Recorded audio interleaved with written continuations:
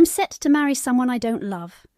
I'm a twin, and my sister was always the prodigal child, though she never showed any remorse. Now, I'm paying for her mistakes. My parents control my life, afraid I might turn out like her.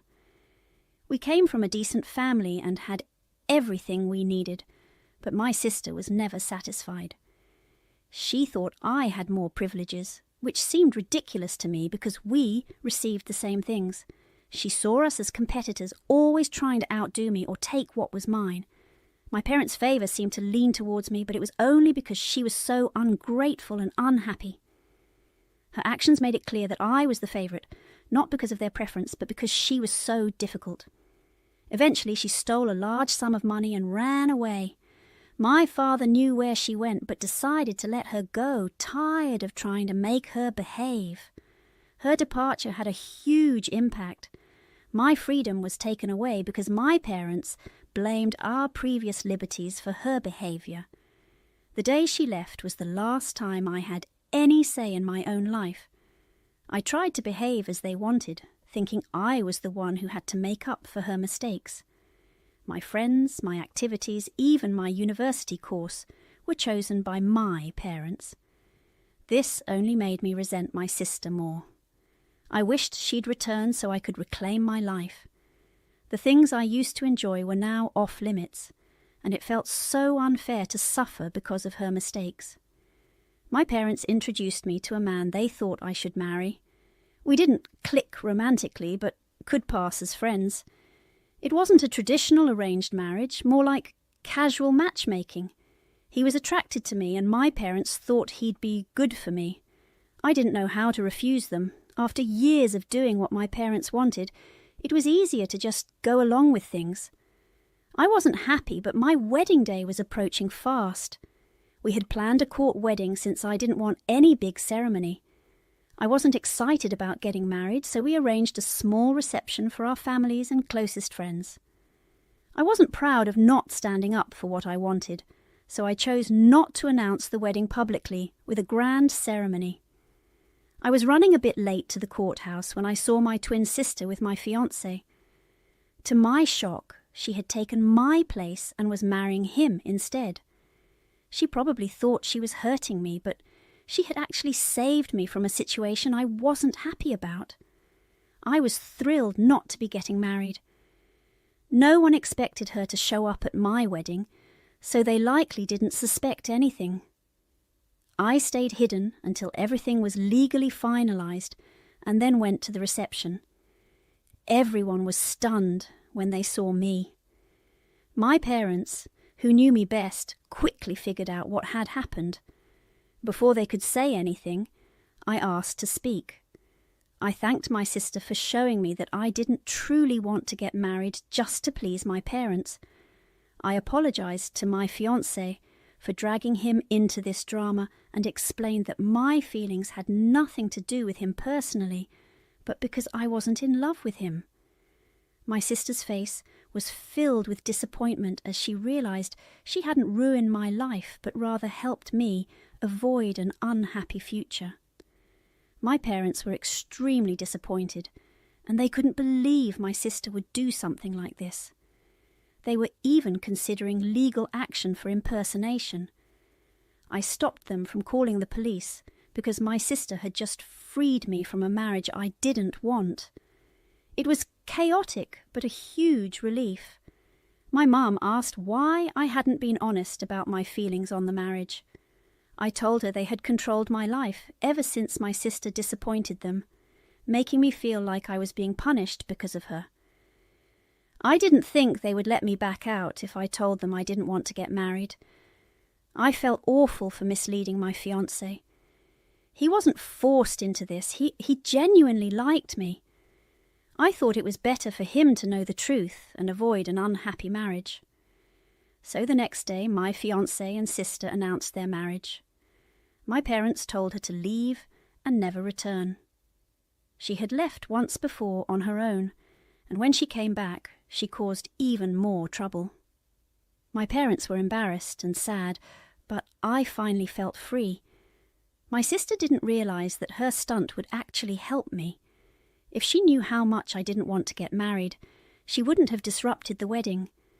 She must have seen my upcoming marriage as the perfect chance to hurt me, even though she had moved back to the city just for this. I've always wondered what I did to her and why she hated me so much. As identical twins, we were supposed to be close, but we never were, even when we were young. Despite everything she did, she continued to treat me poorly. That's when I decided it was better to see myself as an only child. My sister would never be the family member we wanted her to be. I used to hope she'd come back, and we'd live happily ever after. But that felt like a fairy tale, and it didn't seem likely for me. Now, I'm focusing on discovering myself and what I truly want. I refuse to go back to being the girl who only did what her parents wanted out of fear of disappointing them. I'm also giving my ex some space. I don't expect us to automatically become friends, and I hope he can forgive me. If he doesn't want anything to do with me, I'll understand. I needed a break, something spontaneous with no parental input. So I decided to travel. I didn't know where yet, but I was excited. At first, I was anxious, but I pushed myself out of my comfort zone, and it was just what I needed. My parents are starting to understand that they need to loosen their grip and let me grow. It's too late to become like my sister. I didn't make drastic changes. I stuck with my career path, which, even though it was their choice, I actually loved. The real changes were internal. During my trip, I discovered myself and what I liked, rather than just trying to be the opposite of my twin. I didn't realize how much pressure I felt to always say and do the right things. I often kept my opinions to myself, even when I disagreed. I asked to meet my ex 6 months after our planned wedding, and I was grateful he agreed. It was great to reconnect and laugh about everything that happened while I was away. I always felt bad for hurting someone and really wanted to make amends if he'd let me. Besides being my fiancé, he was actually my friend, so I was glad to have him back, even though we weren't getting married. He's ready to start dating again, and I hope he finds someone who truly appreciates him. As for me, I'm in no rush. I want to enjoy my own space and explore my newfound freedom. I don't hate my sister. In fact, she unintentionally helped me, though my parents want nothing to do with her. I've tried to reach out, but she doesn't want to talk to me either. I can manage without her, as that's what I've always done. I think your sister played herself, and maybe what she did was necessary for you to escape your fiancé. I do feel for him, though. I wonder if she knew you didn't want to be married and deliberately took your place to stop you. It's worth talking to her to find out for sure. Some background. My mum passed away when I was 8. After her death, my dad and I discovered she was much wealthier than we thought. She had set up an education fund that covered my private schooling, college, and grad school. I went to private school with a partial scholarship and college with a full one. I used some of the fund for grad school, but there was still money left over for future kids. Currently, my 17-year-old biological daughter, Serafina, attended private high school and recently got into a good college with a partial scholarship. She wants to go to medical school, and if she can get a partial scholarship there too, I'm happy to help her out so she has minimal debt. We're both grateful for this opportunity. I also have a stepson, Thorn, 18, who is starting college this fall. He went to a local public school as he didn't get into the same high school as Serafina. Despite that, he's an excellent student and athlete, earning a partial scholarship to his top choice college. I'm incredibly proud of both my children. My husband and I, married for 3 years, planned our finances and parenting carefully. We keep most of the money separate regarding the kids. We contribute to gifts and other expenses, but we handle cars, college, and similar costs individually. It's worked well so far. Both Serafina and Thorn have cars they paid for themselves, with me matching Serafina's savings and my husband matching Thorn's. For college, we had agreed that my husband would handle Thorne's expenses and I would cover Seraphina's. However, my husband thinks it's unfair that Seraphina will graduate debt-free while Thorne will have debt. He's calling both of us spoiled and entitled for not sharing the money more evenly. My mother-in-law also visited and said I was being unfair and that I should help Thorne out, implying that I love him less. I explained that this was the agreement my husband and I made, and his problem now is that Seraphina will be better off financially. Both my mother-in-law and husband are now giving Seraphina and me the silent treatment. As for Thorne, his mother left years ago, and neither he nor my husband is in contact with her. Seraphina's father passed away soon after she was born. Thorne is handling the situation well, though. He's asking his grandmother and dad to drop the issue and is being very considerate towards Seraphina and me. It seems like my husband is unhappy that his biological son isn't doing as well as my biological daughter.